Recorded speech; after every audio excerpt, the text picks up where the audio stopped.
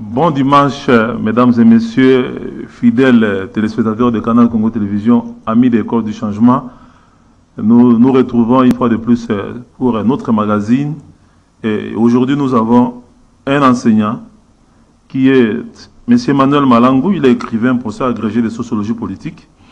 Il est également acteur politique indépendant.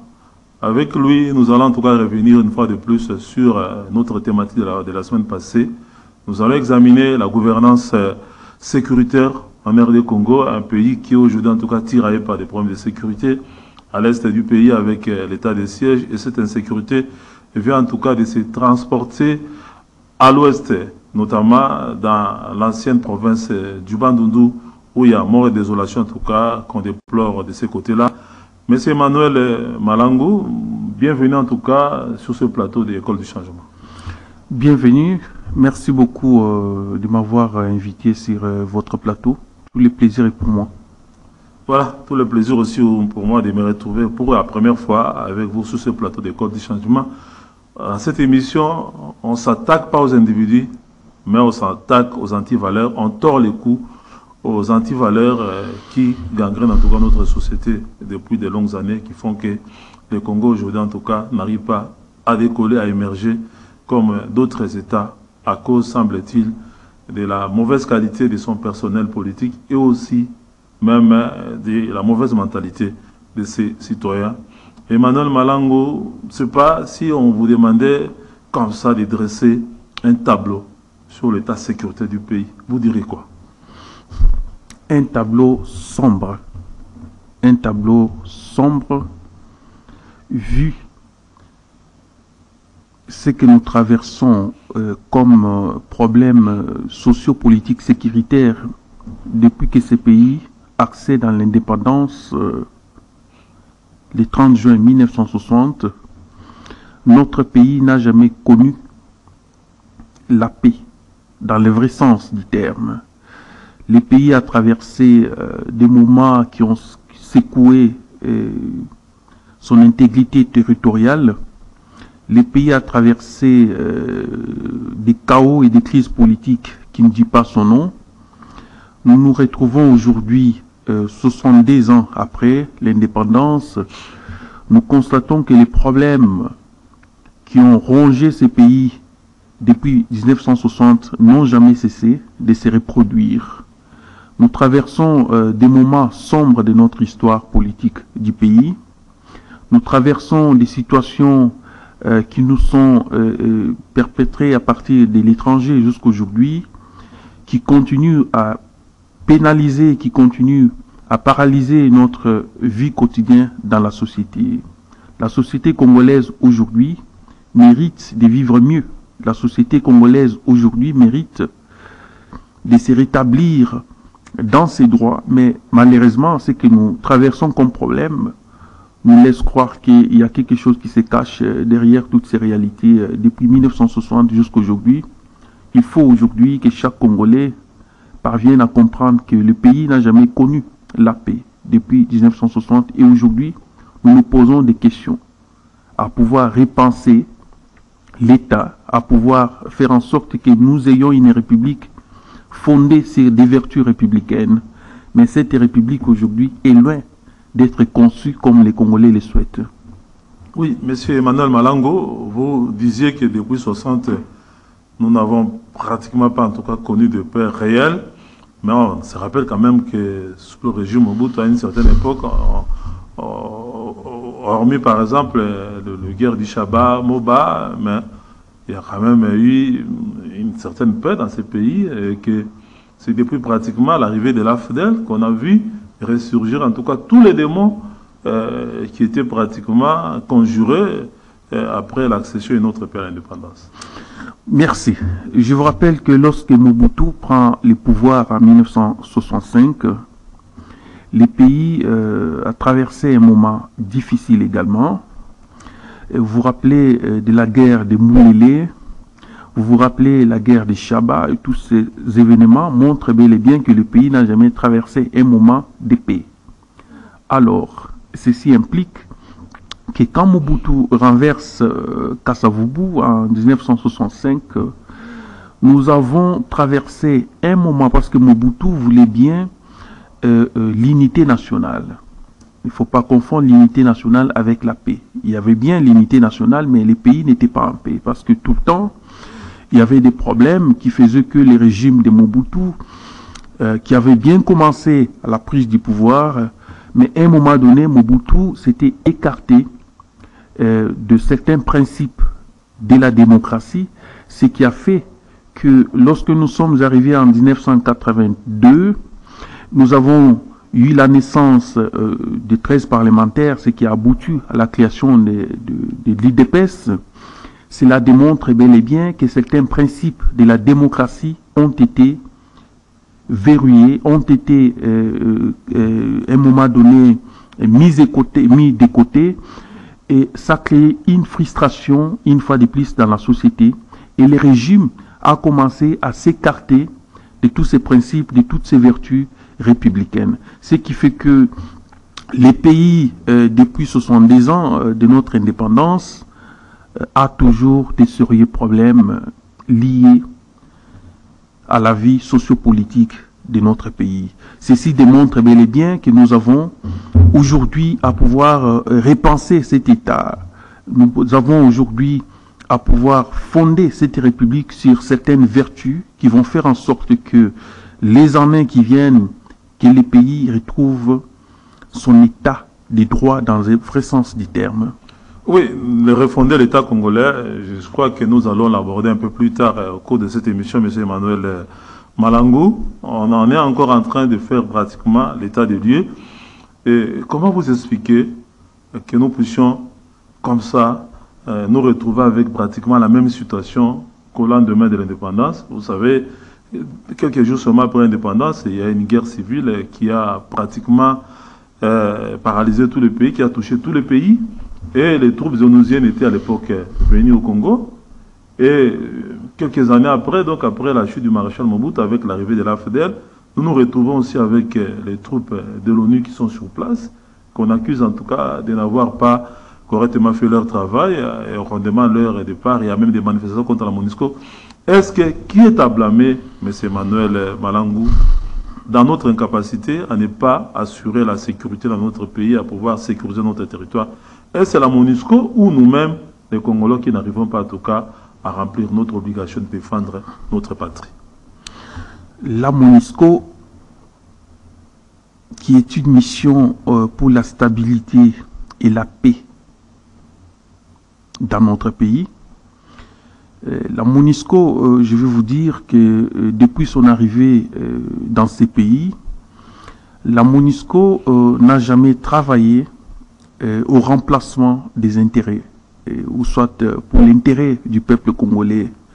La MONUSCO a souvent travaillé selon ses propres intérêts, parce que vous vous rappelez, la mission de cette organisation, c'est aussi de garantir la paix.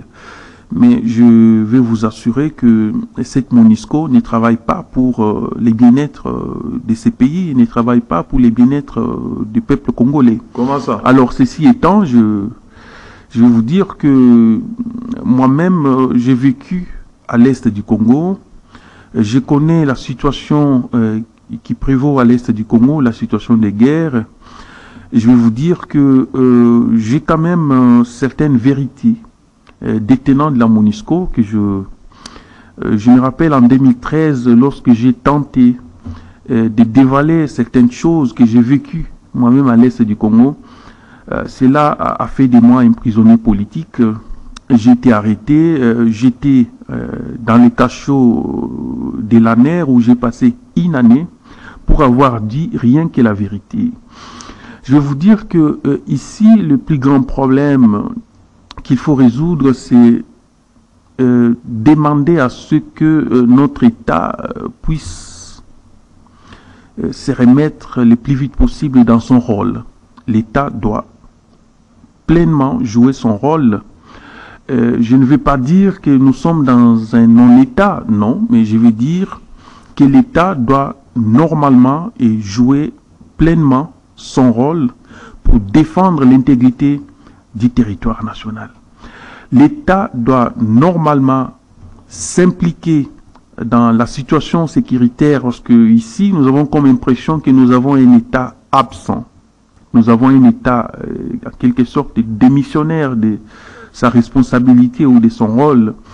Cela implique que l'État doit, au moment où nous sommes, s'impliquer pour défendre la population et défendre l'intégrité du territoire national.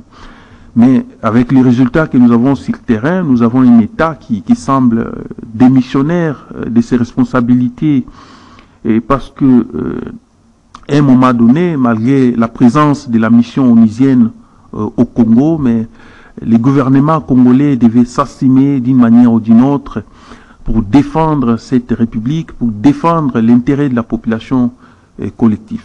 Mais ce qui n'est pas fait, c'est place. Donc, ça ne me pousse pas de dire que nous sommes ce non-pays aujourd'hui qui ne parvient pas à s'assumer, qui ne parvient pas à s'impliquer pour retrouver la paix durable que nous cherchons nous tous. Et pour cela, nous pouvons dire qu'il y a lieu de pouvoir recréer et refonder cet État dans le vrai sens. Parce que l'État, aujourd'hui, avec ce que nous vivons sur le terrain, avec ce que nous voyons, vous voyez vous-même que l'État ne joue pas pleinement son rôle. Nous avons des problèmes sécuritaires aujourd'hui partout. Nous avons des problèmes. Il n'y a pas 4 ans avant, nous avons connu les phénomènes Kamwina Nsapou, nous avons connu la guerre à l'est du Congo depuis l'AFDEL, RCD, CNDP jusqu'aujourd'hui, les M23. C'est que l'État devait normalement s'engager dans une logique de pouvoir respecter aussi ses responsabilités et de pouvoir aussi respecter les accords qui ont été signés avec tous ces mouvements rebelles.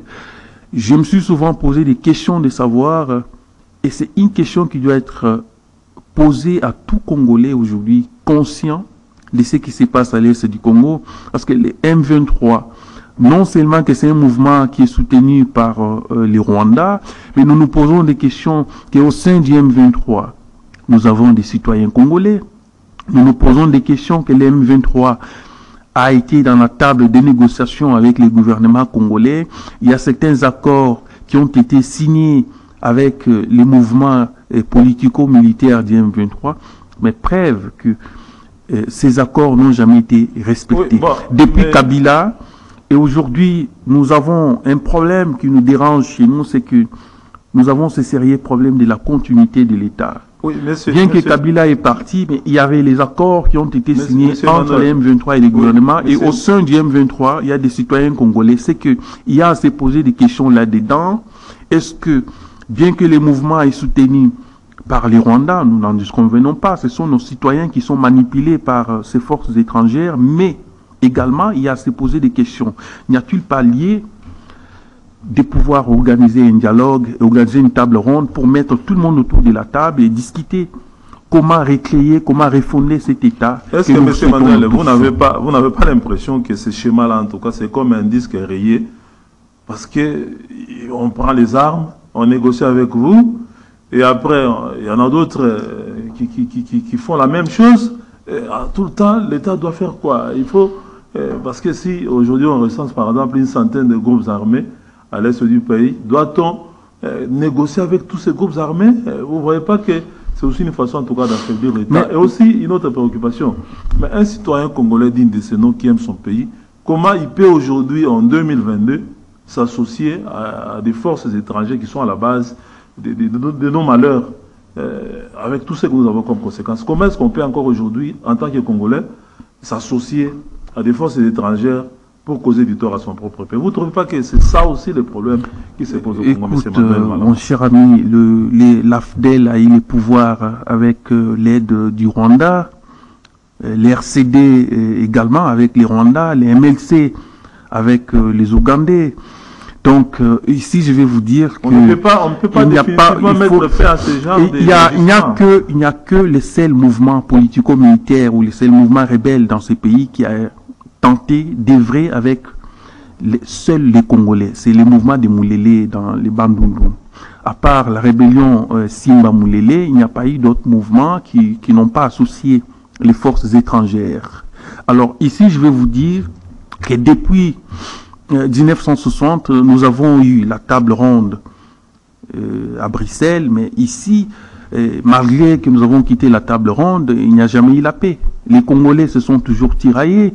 Nous sommes allés à Sand City en 2001-2002, et nous avons eu la constitution que nous avons des belligérants de 2006, mais une constitution qui est piégée, une constitution qui ne répond pas à la réalité sociopolitique de notre pays. Est-ce que le problème c'est la constitution ou ce sont les Congolais je voulais vous dire qui n'arrivent pas à faire marcher que depuis correctement 1960, que les Congolais se sont mis d'accord autour d'une table, et toutes les tables rondes qui ont été placées pour que les Congolais se parlent, ces tables rondes ont échoué. Et même en 1960, je vais vous assurer que les Congolais ont échoué dans les négociations à Bruxelles.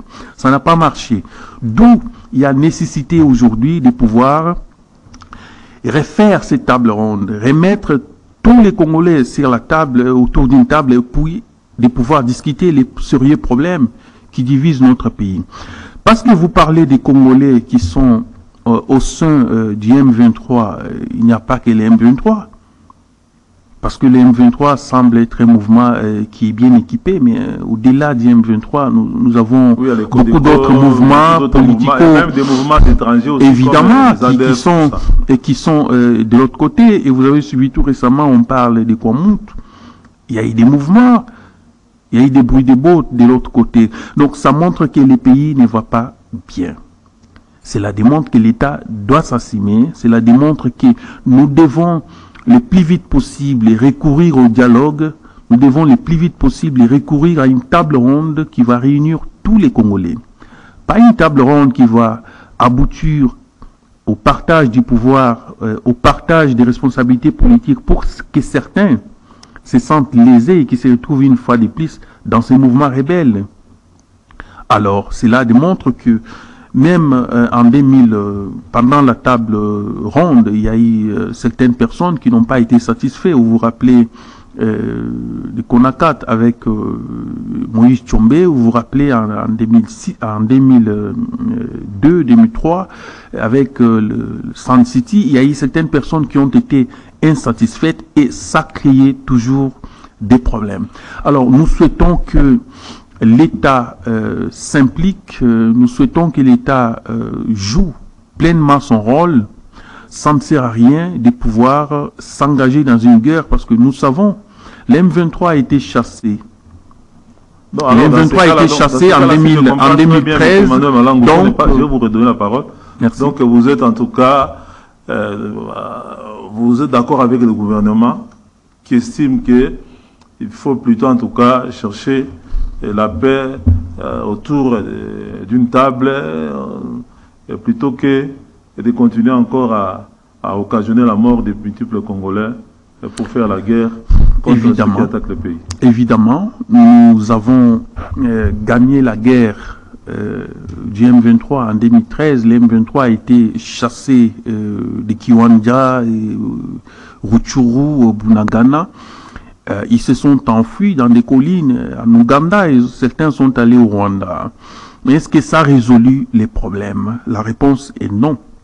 La question n'a pas été résolue parce qu'au-delà de cela, mais les textes devaient être respectés parce que Kabila est parti, mais il doit y avoir cette continuité. Emmanuel, quand par exemple l'ancien régime ou l'ancien gouvernement se serait engagé par exemple à encore intégrer des anciens rebelles dans nos forces armées, mais c'est ce qui favorise la frustration. Est-ce que le gouvernement actuel doit accepter de reprendre le même schéma qui nous a causé beaucoup de torts dans ces pays? On a une armée infiltrée jusqu'à la moelle épinière. Est-ce qu'il ne faut-il pas, par exemple, chercher d'autres solutions, comme par exemple la démobilisation des anciens combattants après les négociations, plutôt que de chercher toujours à les intégrer, à les transformer en mouvement politico-politique et tout ça pour intégrer la vie politique, mais après, bon, ils vont encore être manipulés par les étrangers pour pouvoir refaire la même chose. Je vais vous dire que la guerre à l'est du Congo, c'est une guerre à multiples facettes. Hein. Donc la guerre à l'est du Congo, c'est une guerre économique. C'est aussi une guerre économique, c'est une guerre ethnique et c'est aussi une guerre, disons, d'occupation. Mais ici, moi, je ne vais pas m'atteler sur le Rwanda parce que, vous savez, je sais que derrière cette guerre, il y a la mainmise du Rwanda. Mais moi, mon plus grand problème se situe au niveau des Congolais qui sont manipulés au sein de ces mouvements rebelles. Je vous ai dit que dans les M23, 90% ce sont des citoyens congolais. Donc on a à se poser des questions. Pourquoi nos citoyens sont-ils manipulés par les forces étrangères? Donc la réponse est que ces citoyens, c'est parce qu'ils sont frustrés. C'est parce qu'ils n'ont pas... C'est pas aussi parce que dans le passé, ils savent très bien que quand vous prenez les armes, vous allez négocier avec le gouvernement, vous allez avoir les pouvoirs et tout ça. Gagner beaucoup d'argent. Non. C'est pas ça aussi l'impunité. C'est ça aussi l'impunité. Mais c'est pourquoi je vous ai dit, c'est pourquoi tout à l'heure je vous ai dit, monsieur, que l'État doit pleinement jouer son rôle. Hein? L'adverbe, c'est pleinement. L'État doit s'assumer dans ses responsabilités. Donc on ne peut pas avoir un État qui a des partis pris, on ne peut pas avoir un État qui ne s'assigne pas, on ne peut pas avoir un État qui est absent de sérieux problèmes qui rongent la société. Nous avons des sérieux problèmes sociaux ici, tout le monde le sait. Et aujourd'hui, nous avons ces problèmes sécuritaires. Ça pose problème, même nous qui sommes ici à Kinshasa. Il n'y a pas la sécurité ici. Nous avons les phénomènes Kuluna, nous avons les phénomènes par-ci par-là. Donc cela démontre que l'État est absent. L'État ne s'assigne pas. C'est pas pour dire que nous sommes dans un non-État, non, mais l'État est seulement absent, l'État doit s'assumer dans ses responsabilités. Au-delà, par exemple, de nos propres faiblesses, vous n'avez pas aussi le sentiment qu'il y a des forces étrangères, des pays voisins, par exemple, qui ont en tout cas intérêt à ce que le Congo ne soit jamais stable, parce que notre insécurité ferait leur sécurité. Évidemment. Vous avez raison en disant cela, parce que vu ce qui se passe à l'est du Congo et vu ce qui se passe aujourd'hui dans les territoires des Kwamouth, et tout récemment nous avons eu dans les Kasaï, Kamouinan, Sapou, et cela démontre que l'étranger profite de nos divisions, l'étranger profite de notre instabilité sociale pour orchestrer tout ce dont il a besoin. Raison pour laquelle je viens de dire que l'État doit s'assumer. Nous ne pouvons pas avoir des frustrations des gens qui sont frustrés dans la société. Et ça donne la force à l'ennemi, ça donne la force à certains. Un royaume divisé. Nous sommes dans un royaume divisé parce que nous avons aujourd'hui un gouvernement des juicères, un gouvernement des gens qui sont venus aux affaires des responsabilités politiques pour s'enrichir. Quelle image ça donne à beaucoup d'autres Congolais qui sont compétents, capables de pouvoir apporter leurs solutions à l'édifice du pays. Avant ces gouvernements, vous avez l'impression que dans ces pays, nous avons eu des gouvernements qui ont vraiment assumé correctement leur avant ces gouvernements. On n'allait pas avoir Kamouinan Sapou, sinon on n'allait pas avoir toute cette insécurité à l'est du pays. Évidemment. On n'allait pas avoir Yumbi aussi. Tout à fait, vous avez raison de le dire. Nous avons connu, avant ces gouvernements, un régime policier, un régime qui était tout à fait autoritaire, le régime de Kabila. Vous voyez vous-même l'origine de ces régimes qui a fait la conquête du pouvoir, qui ont renversé la dictature, mais qui eux même été des dictateurs, l'AFDEL. Ils ont chassé la dictature de Mobutu, mais ils n'ont pas mis fin au chaos. Donc le chaos a continué. Et aujourd'hui, nous avons pensé qu'avec les élections, avec la passation du pouvoir civilisé, comme ils l'ont appelé, et d'ailleurs cette passation de pouvoir pour certaines personnes n'a jamais été civilisée, et nous avons eu une passation du pouvoir médiocre. Cela démontre que les grands problèmes qui rongeaient la société congolaise n'ont pas été résolus, et aujourd'hui, nous avons une caste politique au pouvoir qui essaie un tout petit peu de s'enrichir et de faire encore plus pire que les régimes précédents. Est-ce que, M. Emmanuel Malangou, est-ce que notre problème, ce n'est pas aussi celui-là? Les gens croient qu'il faut faire partir celui qui est au pouvoir pour que nous puissions arriver au pouvoir. Mais quand on arrive au pouvoir, on constate que ceux qui remplacent ne sont pas aussi mieux que celui ou ceux qui ont remplacé. Ce n'est pas ça aussi notre problème. Comment casser, par exemple, ce cycle-là de déception sur déception? Le Belge nous remet le pouvoir à pleine indépendance. Nous n'avons pas fait mieux que Mobutu, n'a pas fait mieux que Kasavubu. L'AFDEL n'a pas fait mieux que le régime de Mobutu. Et le régime Kabila fait aussi la même chose. Aujourd'hui aussi, vous vous plaignez qu'on a comme l'impression que ceux qui sont aux affaires aujourd'hui ne sont pas en train aussi de faire mieux que ceux qui étaient bien avant. Comment casser ces cycles-là de déception, des rendez-vous manqués avec l'histoire, M. Emmanuel Malangou? Je rappelle que vous êtes écrivain, professeur agrégé de sociologie politique et acteur politique indépendant. Je pense qu'il faut repenser cet État congolais. Comment on va le repenser? Et je pense que nous pouvons repenser l'État en revenant sur les textes de base. Quand je parle des textes de base, je vois la Constitution de la République. Moi, je pense que cette Constitution a été une Constitution piégée. Et c'est ce qui est à la base aujourd'hui, c'est un problème que nous traversons. Alors, il faut repenser l'État, il faut mettre de côté cette Constitution et remettre tous les Congolais autour d'une table. Nous devons discuter une fois de plus des sérieux problèmes qui nous divisent. Qu'est-ce qui garantit que les résultats de ces discussions seront mis en application? Mais c'est parce que nous devons mettre fin à, disons, à certains principes qui nous ont été imposés de l'extérieur. Nous devons concevoir l'État selon nous, Congolais. Nous devons concevoir l'État selon nous, Africains. Parce que nous devons arrêter un moment de penser démocratie, de penser État au modèle européen. C'est ce qui pose problème.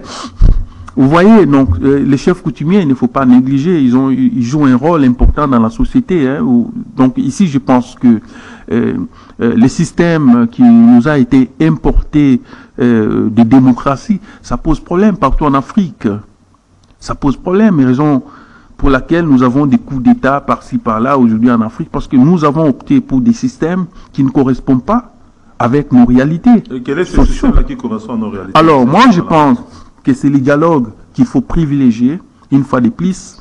Ça ne sert à rien d'engager, disons, les bras de fer, parce que l'État, jusque-là, n'est pas fondé dans un cadre qui lui permet de défendre l'intérêt de la population et défendre l'intérêt collectif. Nous avons un État aujourd'hui qui ne défend pas l'intérêt collectif, mais il défend l'intérêt individuel. Ça pose problème. Mais moi, je pense que nous devons revenir en arrière et nous devons nous asseoir. Ça sera une bonne chose. Nous devons nous asseoir pour essayer de parler de sérieux problèmes. On peut aujourd'hui s'engager à combattre les M23 sous toutes ses formes et le faire pousser loin des frontières nationales. Mais je vous dis, c'est depuis 2006 que nous avons commencé. Les CNDP a été chassé, les RCD également, mais les problèmes sont revenus. Alors d'où il y a nécessité de pouvoir s'asseoir une fois de plus, nous Congolais, parce que je pense que si nous sommes soudés, l'ennemi ne peut pas nous pénétrer, l'étranger ne peut pas nous pénétrer. Pourquoi un pays comme la Tanzanie? Vous savez que la Tanzanie, c'est le seul pays en Afrique qui n'a jamais eu un coup d'État. C'est parce que ce peuple, c'est un peuple uni. Vous voyez dans la constitution tanzanienne, vous voyez dans l'Assemblée nationale tanzanienne, la seule langue qui est autorisée, c'est le Swahili. Donc, je vous assure que l'étranger a du mal à pénétrer les problèmes socio-sécuritaires de la Tanzanie parce que c'est un peuple soudé, au-delà de tout.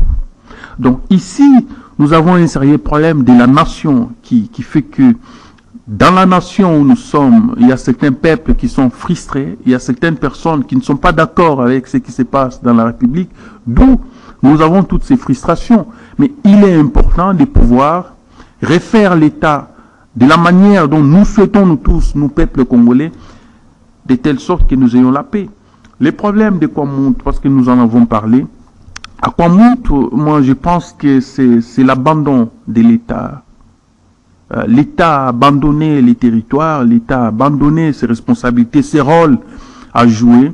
Et ce qui se passe à Kwamouth, c'est pareil avec ce qui s'est passé dans les Kasaï, dans le Kamunansapu. Ça a commencé, c'était un petit problème et ça grandit. Et à Kwamout, bien sûr, ce sont des problèmes qui concernent les coutumiers, mais aujourd'hui, l'ampleur où ça prend, donc ça démontre qu'il doit y avoir une mainmise, évidemment. Mais pourquoi il doit y avoir des tireurs de ficelles? C'est parce que nous ne sommes pas organisés. C'est parce que nous ne sommes pas soudés.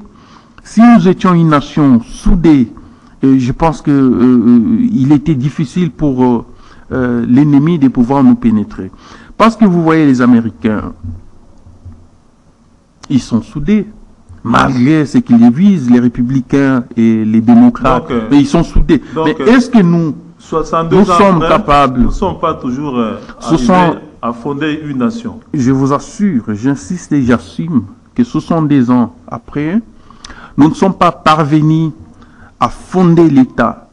Nous ne sommes pas parvenus... La nation, du mal à... Est-ce que nous sommes réellement une nation ou nous sommes un pays? Ça pose problème. Il faut que les gens comprennent ce que veut dire une nation. Est-ce que nous sommes réellement une nation? C'est ça des grandes questions qu'il faut se poser. Mais moi, je pense qu'ici, il y a lié et il importe de repenser cet État, de repenser cette nation dans le vrai sens du mot pour redonner des souffles nouveaux. Parce que dans la lire vont les choses.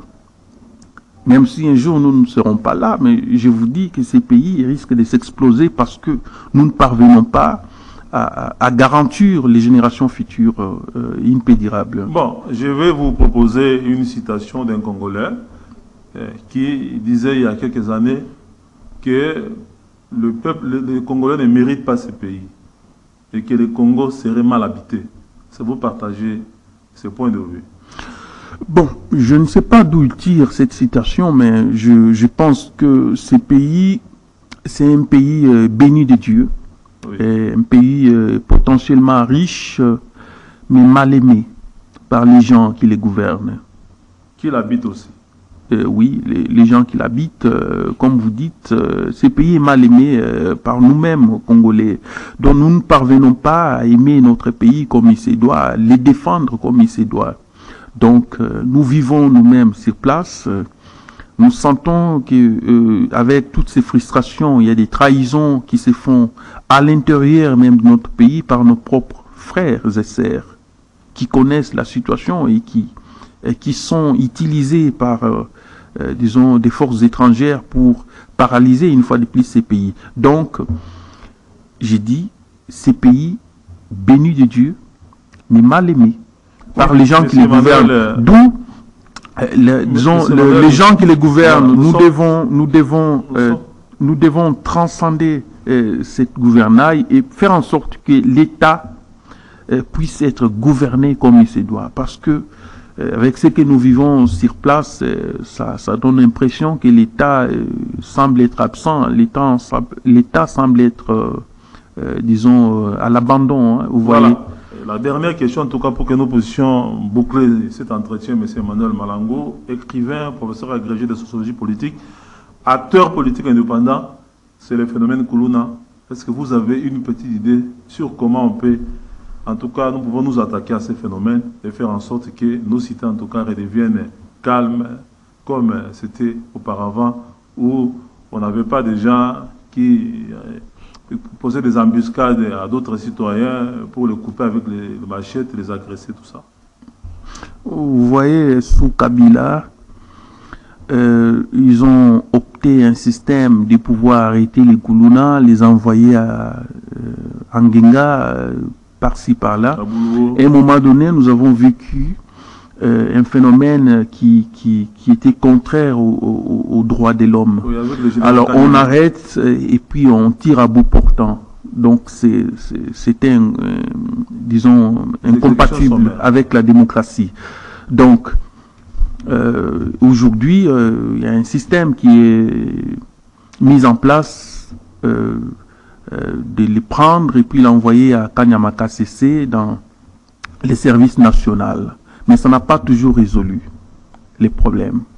Ça reste... Et pourtant, malgré les efforts qui sont déployés par les gouvernements, de pouvoir les envoyer à Kanyamaka CC, mais nous constatons que la situation ne fait que s'aggraver.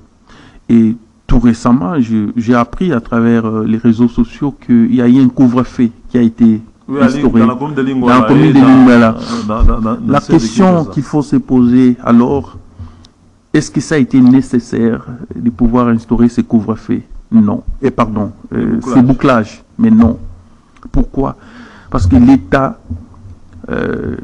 vous savez, mon cher ami, l'État se fait craindre, l'État se fait sentir. Et lorsque nous parlons de l'État, bien sûr, lorsque nous parlons de l'État, nous voyons à la base.